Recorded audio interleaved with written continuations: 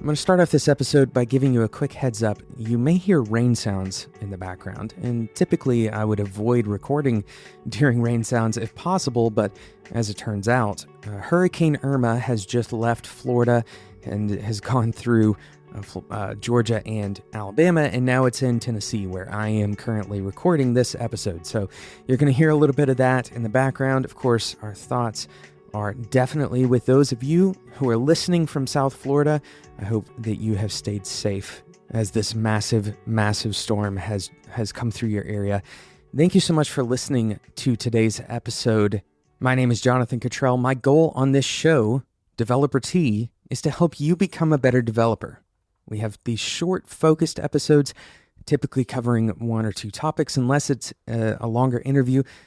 We try to keep these monologue-style episodes as short as possible so that we deliver as much value in the least amount of time as possible, because time is precious to me and to you.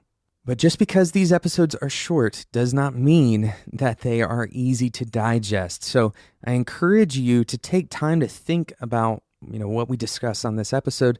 Have discussions with other developers in person. Have discussions with people who are non-developers about the ideas that are presented on this show. This really only works if you take it out of your headphones and put it into conversation. Take action on it. Take some time to journal your ideas. Maybe you have disagreements, or maybe you have refinements on the ideas that are presented on this show. I highly encourage you to take the stuff we talk about into your own work. And that certainly applies to today's episode. We're talking about the traits that make a great developer. And perhaps the other way of saying it is what traits every great developer exhibits. And these are traits that every great developer, if you were to sit down and interview them, you could find that they have relied on these traits throughout their career. Maybe they wouldn't tell you this list explicitly, but you can uncover these things from any good developer. They would tell you these are important. So we're going to discuss one of those traits today. The last one we discussed was rational humility, and that is the foundation for learning, right? We discussed that you don't want to be all the way towards the side of artificial humility, where you act humble by acting like you don't know anything or that you're not good enough for any job. Certainly that's not productive. But then on the opposite end, where a lot of developers end up over the years, is developing a sense of narcissism or arrogance. And this is definitely something we want to avoid as developers as well. And both of those can be poisonous, but right there in the middle, that rational humility, the idea that you recognize very reasonably that you have a lot left to learn, and that very often you're going to be wrong. And even the best developers, very often they get things wrong. And learning is a constant process, and you'll never be done with that. So that should inform the idea that everything that you say and everything that you do, you're doing it with the recognition that something could go wrong, that a decision you make may just not be the best decision. Right? You will make mistakes, and sometimes even when you have very good reasons for making decisions and for doing the things that you do, they're going to turn out poorly. And that actually leads directly into today's episode, and we're going to be talking about the next trait, and that is having the grit of a scientist. The grit of a scientist. I want to talk about the two parts of that. First, grit, and then the second part is scientist. What is grit? Well, this is something that a lot of research has been done recently. Of course, Angela Duckworth has a book by the name of Grit. It is Grit, the Power of Passion and Perseverance. If you want to go and read more about grit, there's videos of Angela and certainly podcast episodes on the subject of grit, including an excellent Freakonomics episode on the subject of grit. But I want to present this to you through the light of what it means as a developer to utilize this concept of grit. What is grit? Well, to put it very simply, grit is the ability to stick to something. In other words, you see something through to the end. And this is important because, a lot of the work that we do as developers, there may be 80% of it that is really particularly interesting to us, and then 20% that is really not very interesting at all. right? There may be some custodial work that we do as developers. There may be some things that we have to do that are only business functions. They don't really necessarily excite the builder part of our brains or the architect part of our brains. And there may be developers who absolutely see value in those pieces as well. But it's important to recognize that you're not always going to have, the most interesting problem to solve sitting on your desk. Sometimes you're going to be fighting with your command line, right? Sometimes you're going to be fighting with a bug that you can't quite figure out. And grit on its own means that you have the the willpower to stick to something.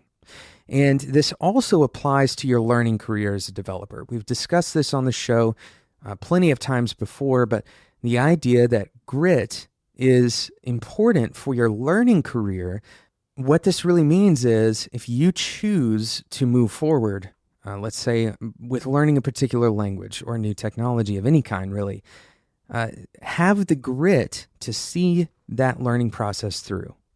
And of course, it's important to understand when is the right time to give up on something if the technology is not going to be viable or if it's not providing you with, any particularly new perspective or knowledge that you didn't have before. There's plenty of reasons to give up on something, but what I see most often happening, especially with developers who are unsure of what to adopt next, is kind of a shotgun approach, and you learn a little bit of a lot of different things. And unfortunately, this leaves you basically in the same place that you started.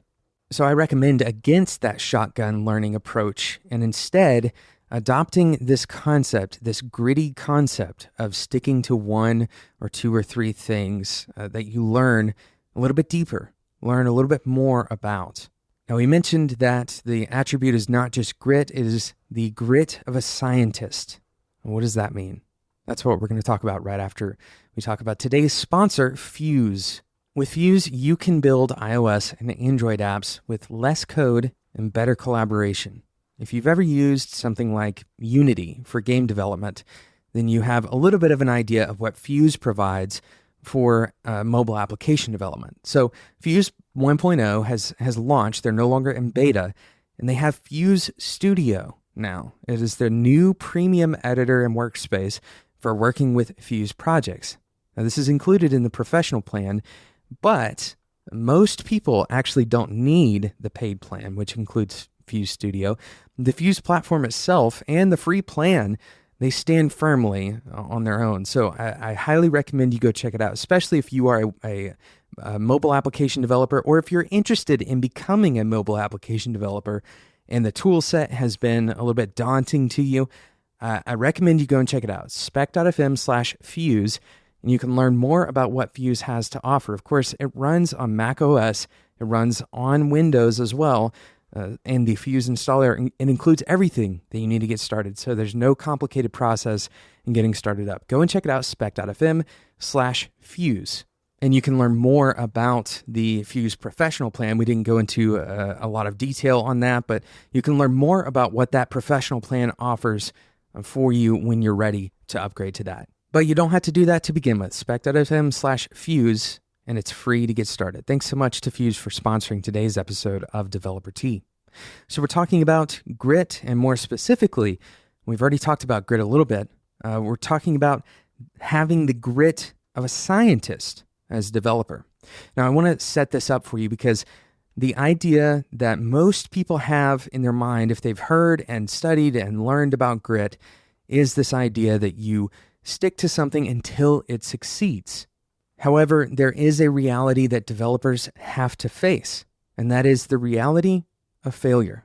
Whenever we sit down at our computers to write some code, or whenever we are drawing out an idea on a whiteboard, whenever we have collaborative meetings with designers or product owners, we undertake the possibility of failure. We recognize it as developers very often in our work because we're constantly faced with perpetual failure. In fact, most of a project's life cycle is taking something that is failing and moving it to a non-failing state. This is really the concept of test-driven development. You write failing tests on purpose. And it's easy as a developer to take these failures to heart, right? This is why a lot of developers have a lot of frustration built up at the end of a given workday. And this is a very emotional thing for a lot of people as well, because we tie our own worth or our own competency to how many failures we are able to fix, or more importantly, how many failures we are unable to fix in a given day. And it may feel like, as a developer, that you're constantly in that failure state, because quite honestly, you almost are. And this is why it's important to have the grit of a scientist. You see, scientists go through this as well. Whenever you set up an experiment, you create a hypothesis and you test that hypothesis. Of course, the scientific method allows for failure. This is not the kind of failure that grit will get you through, but rather the grit needed for scientists is the ability to recognize failure, learn from that failure, and start a new experiment. So when you fail, and you will fail many times as a developer, in fact, many times in a given day, when you do fail, the grit of a scientist is necessary for you to take a step back, observe the failure, recognize the components that contributed to the failure, as much as practical, of course, and then learn from those components and start over. This is why it is so gritty. This is why it takes so much stick-to-itness to be a developer, because you're constantly going back and trying again. The antithesis of this is pushing forward and accepting those failures as if they are now ingrained into a system, right? Pushing forward, not recognizing the components that are contributing to failure. This leads to incredibly poor code bases that are neglected because the failures were ignored. Instead of sticking to the problem and trying to solve it until it is solved through a process of iteration, the developer decides to move forward and solve it later, or pass the buck to another developer, or maybe accept the idea that the code base is bad. This is not something that a great developer will do. So how can you develop this grit of a scientist? Well, there's a few ways that you can kind of practice this. The first is to actually go through that iterative process and specifically identify what stage you are in at a given point in time. So you need to set up some assumptions and some hypotheses whenever you're getting ready to start solving a problem. You need to actually execute, right? Go through the process of solving that problem. And then you need to evaluate and then reiterate over that, right? So the evaluation step is probably the most missed out of those three steps. Of course, this is an abbreviated version of the scientific method. I encourage you to go and Google and read a Wikipedia article on the scientific method. There's a lot that you can learn from this. But if you take away one thing from today's episode, it is to evaluate and reiterate when you run into a problem. When you hit a point of failure, don't try to continue pushing. Evaluate that failure. If you ignore the failure and you never evaluate it, then you can't get better. It's impossible to recognize the patterns that lead to failure if you're not evaluating. Thank you so much for listening to today's episode of Developer Tea. Thank you again to Fuse for sponsoring today's episode. Head over to spec.fm/Fuse to get started with an all-in-one platform for iOS and Android development. It's going to totally change the way that people develop mobile applications. Thank you so much for listening. Make sure you subscribe if you don't want to miss out on the future traits of great developers. Once again, this is an extension of the Developer Career Roadmap episodes. If you haven't listened to those, you can find those on spec.fm. Thank you so much for listening, and until next time, enjoy your tea.